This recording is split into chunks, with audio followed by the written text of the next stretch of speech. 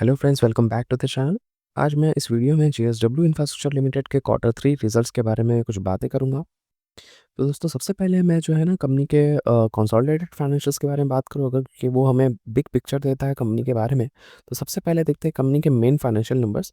तो revenue from operations अगर देखें तो कंपनी का इस क्वार्टर में 1350 करोड़ के आसपास रहा है। ईयर ऑन ईयर बेसिस पे देखें, अगर पिछले साल से कंपेयर करें तो रेवेन्यू में लगभग 14.2% की शानदार ग्रोथ देखने को मिल रही है। वहीं अगर पिछले क्वार्टर से कंपेयर करें तो यहाँ भी 6.6% का जंप आया है। तो हम देख सकते हैं बिजनेस में थोड़ा लगातार बढ़ोतरी आ रही है। और अगर एक्सपेंसेस की बात करें तो ऑपरेशंस के बढ़ने के साथ साथ खर्चे में भी थोड़ी सी बढ़ोतरी आई है। टोटल एक्सपेंसेस इस बार 962.97 करोड़ रहे। हालांकि पिछले क्वार्टर के देखें अगर तो 909 करोड़ से थोड़ा सा ज़्यादा है ये। और नेट प्रॉफिट की बात करें अगर तो नेट प्रॉफिट आप देख सकते हैं इस क्वार्टर में 359 करोड़ रहा। वही पिछले साल ये नंबर 329.76 करोड़ था। तो साल दर साल जो है प्रॉफिट में 8.9% की ग्रोथ दिख रही है। वही क्वार्टर ऑन क्वार्टर अगर देखें तो पिछले क्वार्टर में 361.25 करोड़ था। तो यहाँ हल्की सी 0.6% की डिक्लाइन दिख रही है, यानी एक फ्लैट परफॉर्मेंस दिख रहा है। वही ईपीएस की बात करें अगर तो इस क्वार्टर में 1.72 है अर्निंग्स पर शेयर। और पिछले साल ये 1.59 था, तो इसमें भी काफ़ी अच्छी ग्रोथ तो दिख रही है हमें। और अगला हम लोग अगर देखते हैं कि ये ग्रोथ जो है रेवेन्यू में आई है कहाँ से आई है, तो हमें इसके लिए सेगमेंट रिजल्ट्स देखने होंगे। तो कंपनी ने प्रोवाइड किया अपने सेगमेंट्स के बारे में।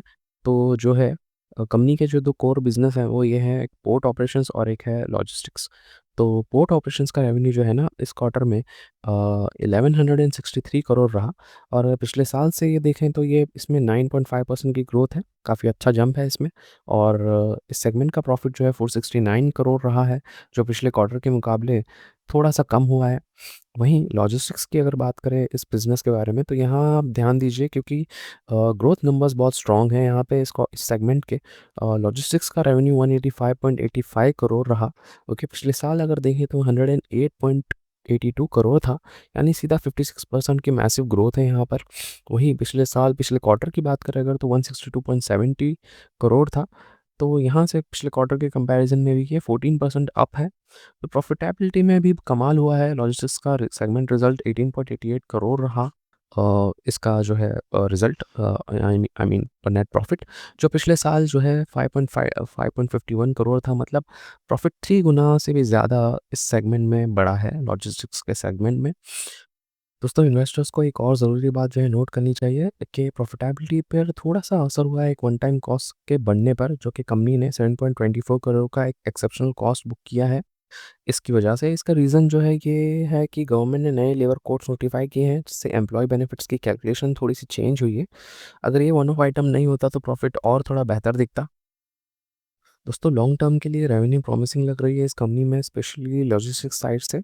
आपका क्या व्यू है इस रिजल्ट पर? क्या लॉजिस्टिक्स सेगमेंट गेम चेंजर बनेगा इस कंपनी के लिए? कमेंट करके ज़रूर बताइए। वीडियो इन्फॉर्मेटिव लगे तो लाइक दबाएं और फाइनेंशियल अपडेट्स के लिए सब्सक्राइब करें। Thank you for watching.